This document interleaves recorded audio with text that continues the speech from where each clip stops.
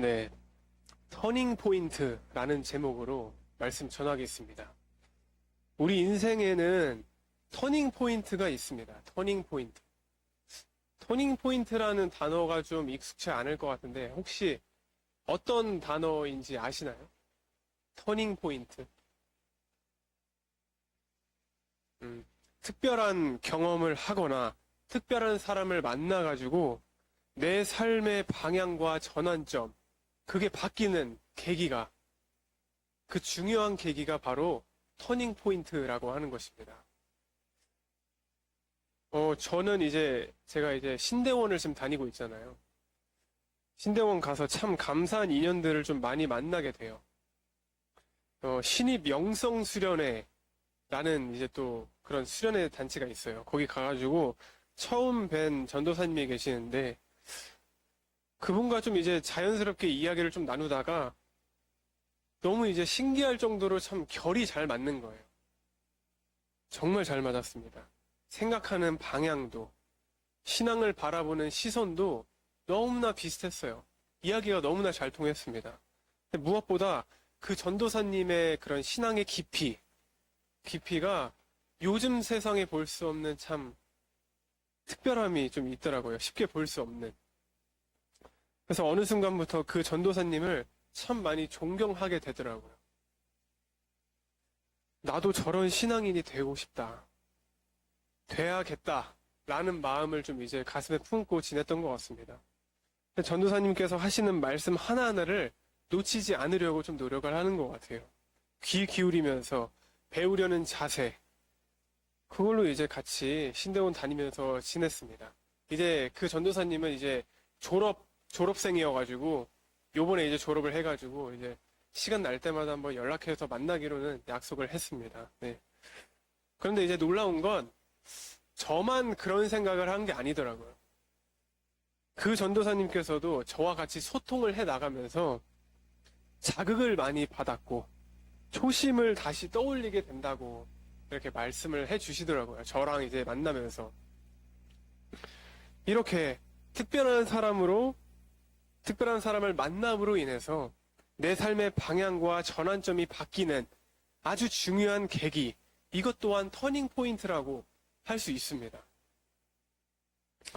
모세가 바로의 궁궐에서 40년을 왕자로 살았습니다.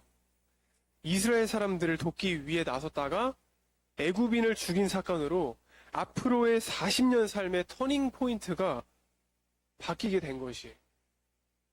그런데 그것은 부정적인 터닝 포인트였어요. 그 일로 인해서 모세는 왕자의 자리를 버리고 도망자가 되어야 했습니다. 그런데 미디안 광야에서 40년간 희망 없이 목도로서 생활을 해야 됐어요. 그러나 그에게는 또 한 번의 터닝 포인트가 찾아옵니다. 바로 호렙산에서 하나님을 만난 순간이에요. 호렙산에서 양을 먹이고 있는 모세를 하나님께서 찾아오십니다. 찾아오셔서 그를 이스라엘을 구원할 지도자로 부르십니다. 두려움과 놀라움에 그는 이런 생각을 했겠죠. 감히 어떻게 내가 그 일을 할 수가 있겠느냐 하면서 하나님께 반문을 하기 시작합니다. 하지만 하나님의 섭리와 부르심 앞에 순종할 수밖에 없는 것이에요. 잊혀진 왕자, 그리고 목동, 모세에게 있어서 이 일들은 엄청난 사건이 아닐 수가 없어요. 갈릴리 바다에서 고기를 잡고 있던 베드로, 야고보, 요한, 그들에게도 어느 날 예수님이 찾아오게 됩니다.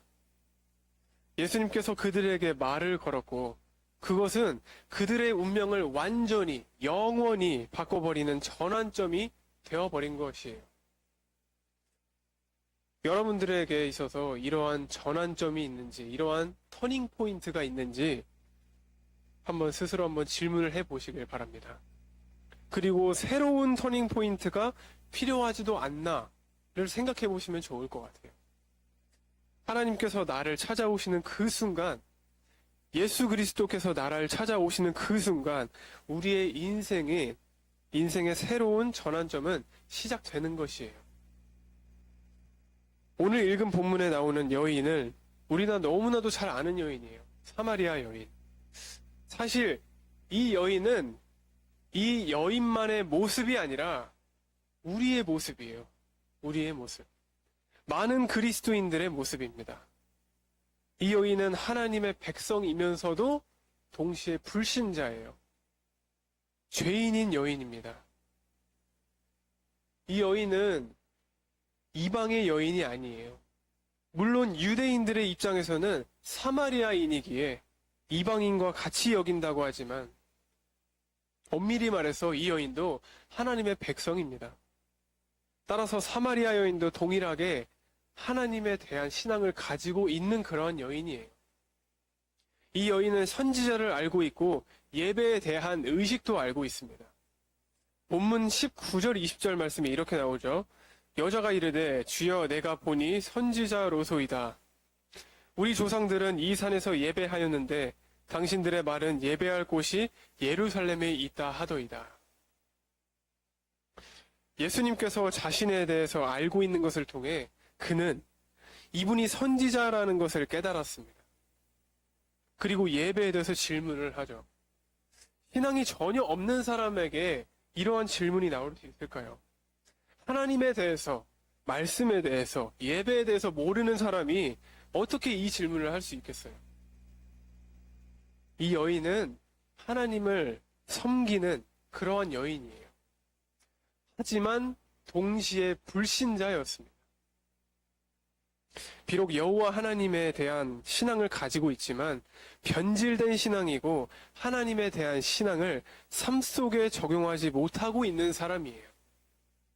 온전한 예배나 기도의 삶은 없고 일상 속에서 그저 자기 생활에 쫓겨 사는 그러한 삶을 사는 것입니다. 명목상 그리스도인들과 다를 게 없어요. 때문에 신앙과 삶이 다른 것입니다. 하나님을 떠난 삶을 살고 있는 것이에요. 그래서 한순간의 위기와 고난 속에서 하나님을 잊어버리기가 너무나 쉽습니다.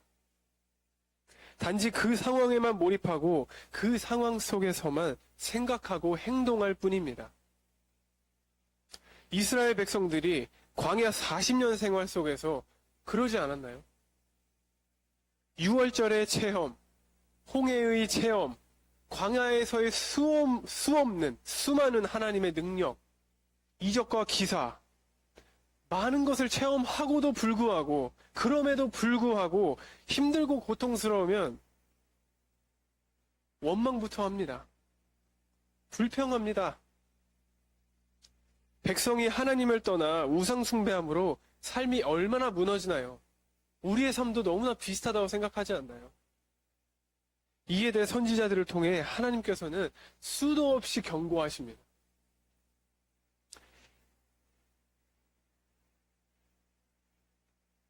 제가 존경하는 김성교 선교사님이라고 계십니다. 성함이 김성교예요. 예.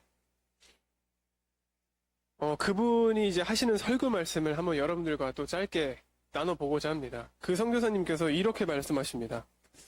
주님께서 요구하시는 것이 뭐냐?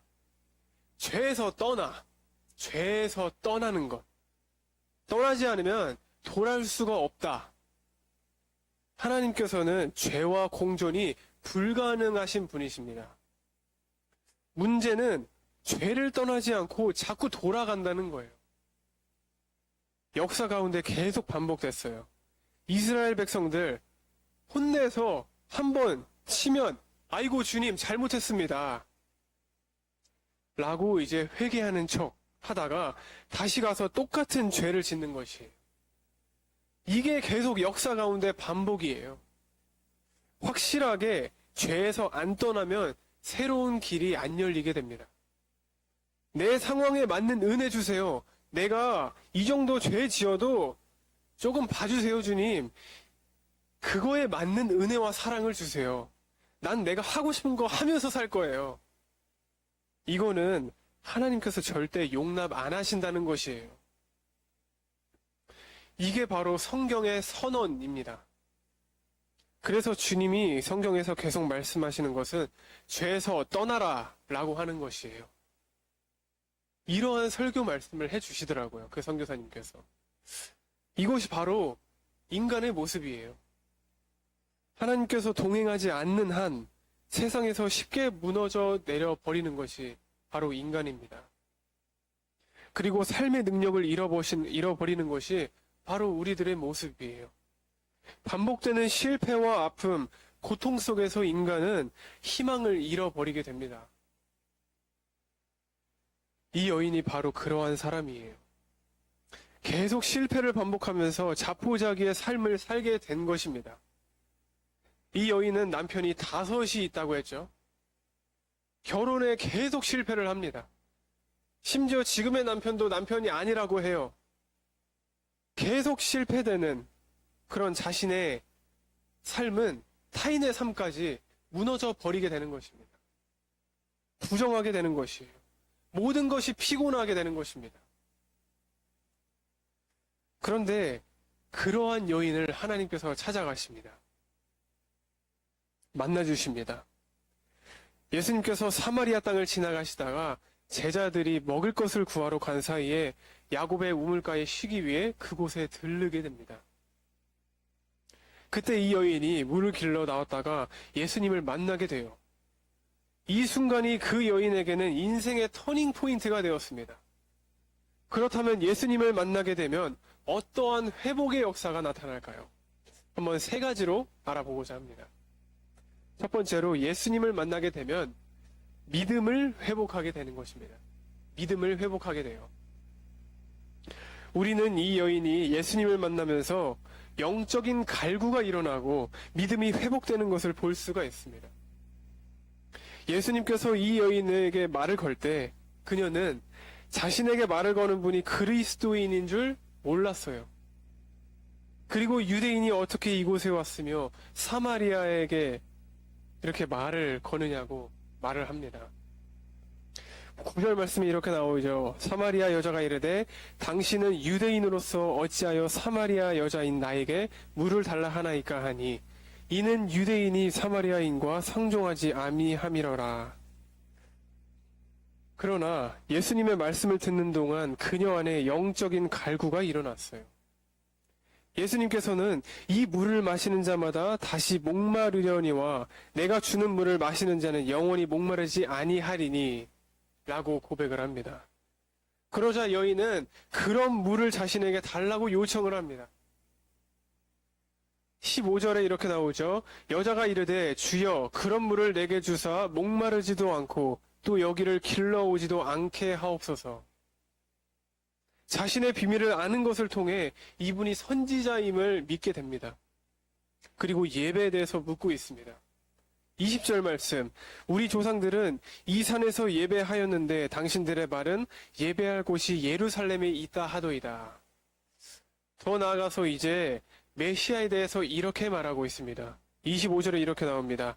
여자가 이르되 메시아 곧 그리스도라 하는 이가 오실 줄을 내가 아노니 그가 오시면 모든 것을 우리에게 알려주시리이다. 비록 온전하지는 못합니다. 그리고 그녀 안에 있던 신앙이 일어나고 있는 그러한 순간이에요. 믿음이 일어나고 있는 순간이에요. 그리스도를 만날 때 믿음이 일어납니다. 예수님을 만난 모든 사람들이 그렇습니다. 그분을 만난 순간 믿음이 살아나고 믿음이 회복됩니다. 그 어떤 것도 사람을 변화시킬 수가 없어요. 오직 그리스도께서 변화시키고 새롭게 하는 것입니다. 우리가 그리스도를 만나고 그분 안에 있으면 있을수록 그분을 알아가면 알아갈수록 우리의 믿음은 더욱 강해지고 더욱 담대한 믿음으로 나아가게 되는 것입니다. 이러한 담대한 믿음을 가지고 세상에 예수 그리스도를 전할 수 있는 우리 믿음의 예배자 공동체가 되길 간절히 소망합니다. 두 번째로 예수님을 만나게 되면 어떠한 회복의 역사가 있을까요? 두 번째로는 소망을 회복하게 되는 것입니다. 소망을 회복하게 돼요. 소망이 더 선명해지고 확실해지게 되는 것입니다. 여인이 예수님을 그리스도를 만난 순간 어떤 행동을 취했다고 하죠? 28절 보겠습니다. 여자가 물동이를 버려두고 동네로 들어가서 사람들에게 이르되 라고 말합니다. 이것이 의미하는 것은 무엇일까요? 그녀 안에 믿음과 함께 소망이 살아나는 것을 의미합니다. 소망이 있는 사람, 희망이 있는 사람은 할 말이 있어요. 할 말이 있습니다. 얼마나 다르게 보이시나요? 그녀는 어떠한 사람이었죠? 사람을 피하던 그녀였습니다. 그러나 이제 자신이 피하려고 하고 자신에게 대해 냉소적인 그들, 그래서 더욱 피하고 싶어 했던 그들에게로 달려갑니다. 소망이 있을 때와 없을 때 이렇게 너무나 다른 차이가 나옵니다. 예수님은 우리의 소망 되십니다. 그분의 나라가 소망의 나라예요. 그분을 만날 때 비전이 살아납니다. 그분 안에 있을 때 우리는 소망을 가진 사람이 되는 것이에요. 그분을 알아가면 알아갈수록, 그분 안에 들어가면 들어갈수록 이 소망은 더욱 선명해지게 되는 것입니다. 소망이 있는 사람은 결코 이제 주저앉지 않습니다. 요셉을 한번 바라보시길 바랍니다. 요셉에게는 꿈과 소망이 있었죠. 그렇기 때문에 그는 그 큰 시련과 고통에도 좌절하지 않을 수 있었습니다. 어떠한 유혹이 와도 그 유혹에 무너지지 않아요. 소망이 순간을 이기게 하기 때문입니다. 다시 한번요. 소망이 순간을 이기게 하기 때문입니다. 소망이 이만큼 중요해요. 우리에게 아무런 꿈과 소망과 비전이 없으면 앞으로 나아갈 수 있을까요? 더 나아가서 죄와 싸워 이겨나갈 수 있을까요? 없다고 생각합니다. 제가 또 다른 존경하는 분이 계셔요. 또 이제 이종찬 전도사님이라고 계십니다. 전도사예요. 예. 그분께서는 또 이제 이렇게 말씀을 하시더라고요. 한번 잘 들어보시길 바랍니다. 어려움과 유혹을 어떻게 이길 수 있는가? 다시 한번요. 어려움과 유혹을 어떻게 이길 수 있는가? 우리가 쌓는 도덕성, 우리가 쌓는 신앙적 내공, 우리가 쌓는 정결함, 다 아닙니다. 하지만 그러한 죄를 이길 수 있는 방법은 딱 한 가지입니다. 바로 비전이에요. 비전. 비전만이 유혹과 어려움을 이길 수 있는 유일한 방법입니다. 유일한 통로예요. 우리는 유혹을 이기지는 못합니다. 인생은 버티는 거예요. 성경에 인생을 이긴 사람이 과연 누가 있을까요? 없습니다. 아브라함, 야곱, 이삭, 요셉 모두가 다 버티는 사람들이에요. 누구와 동행해서? 예수 그리스도. 그분을 비전으로 삼기 때문에 인생을 버텨 나갈 수 있는 힘이 계속해서 들어오는 것입니다. 라고 그 전도사님께서 그렇게 말씀을 해주시더라고요. 네. 우리도 주님을 비전으로 삼아서 죄와 싸워 나갈 수 있는, 이겨 나갈 수 있는 귀한 공동체가 됐으면 너무나 좋겠습니다. 마지막으로 세 번째로는 예수님을 만나게 되면 사랑을 회복하게 됩니다. 사랑. 우리 세 가지 다 나왔죠? 믿음, 소망, 사랑. 그 중에 제일은 사랑이라. 사랑이 나왔습니다. 그리스도로 인해 이 여인의 사랑이 계속해서 점진적으로 계속 회복해가는 과정을 우리는 볼 수 있습니다. 여인은 사랑을 잃은 상태였어요. 사랑이 그냥 없는 상태였습니다. 자기 자신을 사랑하지를 못했어요. 그리고 남편들에 대한 사랑의 실종은 남편에 대한 불신으로 세상 사람들, 다른 사람들에 대한 원망으로 이어졌습니다. 원망으로 이어졌어요. 그래서 그녀는 다른 사람들과 상종하지 않으려고 하잖아요. 그러나 이제 마을로 달려갑니다. 마을로 달려가요. 그리스도를 만남으로 인해서 사랑이 회복된 것입니다. 믿음과 소망과 함께 영혼에 대한, 인간에 대한 사랑이 다시 깨어나기 시작한 거예요. 사랑에 대해서 계속 움직이게 되는 것이에요, 계속. 그리스도를 만날 때 참으로 신기한 것은 이 사랑이 계속해서 일어난다는 것입니다. 단물이 아직 들지 않는 과일에 햇볕을 이렇게 비추면 당도가 진해지잖아요. 그것처럼 그리스도를 만날 때 사랑이 살아나고 그 사랑이 더욱더 충만해지는 것입니다. 말씀을 마무리하도록 하겠습니다. 사랑하는 예배자 여러분, 우리가 항상 가지고 있어야 하고 그렇게 살아가야 하며 영원히 가지고 가야 할 것이 바로 이러한 삶이에요. 믿음, 소망, 사랑, 이것은 그리스도 안에 가질 수 있는, 누릴 수 있는 그러한 권리입니다. 우린 그런 특별한 권리를 누릴 수 있는 사람들이에요.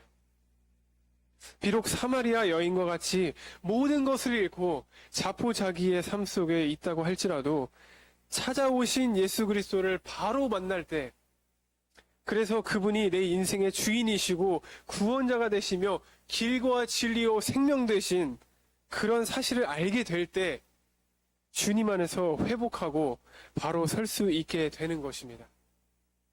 그리고 주님 안에서 증거자로 살아갈 수 있게 되는 것이에요.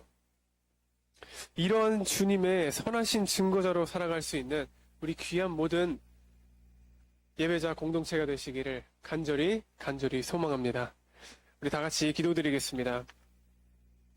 사랑의 하나님 아버지, 오늘 말씀을 통해 참된 회복은 예수 그리스도를 만날 때 시작된다는 사실을 다시금 이렇게 깨닫게 하시고 또 알게 하여 주시니 감사를 드립니다. 우리의 삶 속에서 믿음과 소망과 사랑이 더욱 풍성해지게 하고 반복되는 죄와 낙심을 이겨나가며 주님만 바라보는 삶을 살게 하여 주시옵소서. 예수님을 삶의 가장 큰 터닝 포인트로, 가장 큰 전환점으로 삼게 하시고 예배당을 떠난 이후에도 주님의 사랑을 널리 전하며 살아갈 수 있는 귀한 공동체 모두가 될 수 있도록 인도하여 주시옵소서. 감사를 드리오며 예수 그리스도 이름으로 간절히 기도드립니다. 아멘.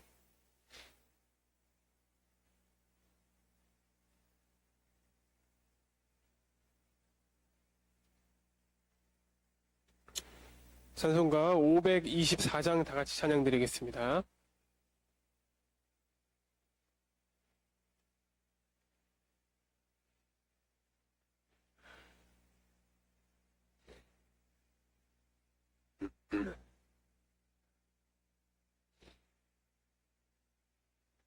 갈 길을 밝히 보이시니 주 앞에 빨리 나갑시다. 찾는 구주 예수 곧 오라 하시네. 죄악 벗은 우리 영혼은 기뻐 뛰며 주를 보겠네. 하늘에 계신 주 예수를 영원히 섬기리. 우리를 오라 하시는 말 기쁘게 듣고 순종하세. 구주를 믿기 지체 말고 속속히 나가세. 죄악 벗은 우리 영혼은 기뻐 뛰며 주를 보겠네. 하늘에 계신 주 예수를 영원히 섬기리. 주 오늘 여기 계시오니 다 와서 주의 말씀 듣세. 듣기도 하며 생각하니 참 진리시로다. 죄악 벗은 우리 영혼은 기뻐 뛰며 주를 보겠네. 하늘에 계신 주 예수를 영원히 섬길. 죄악 벗은 우리 영혼은 기뻐 뛰며 주를 보겠네. 하늘에 계신 주 예수를 영원히 섬기리. 아멘.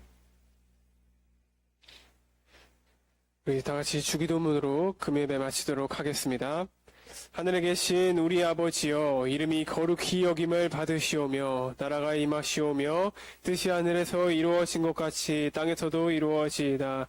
오늘 우리가 축복해 주옵시고 우리가 우리에게 죄진 자를 사하여 준 것 같이 우리 죄를 사하여 주시옵고 우리를 시험에 들게 하지 마시옵고 다만 악에서 구하시옵소서. 대개 나라와 권세와 영광이 아버지께 영원히 있사옵나이다. 아멘. 다 같이 기도드리겠습니다.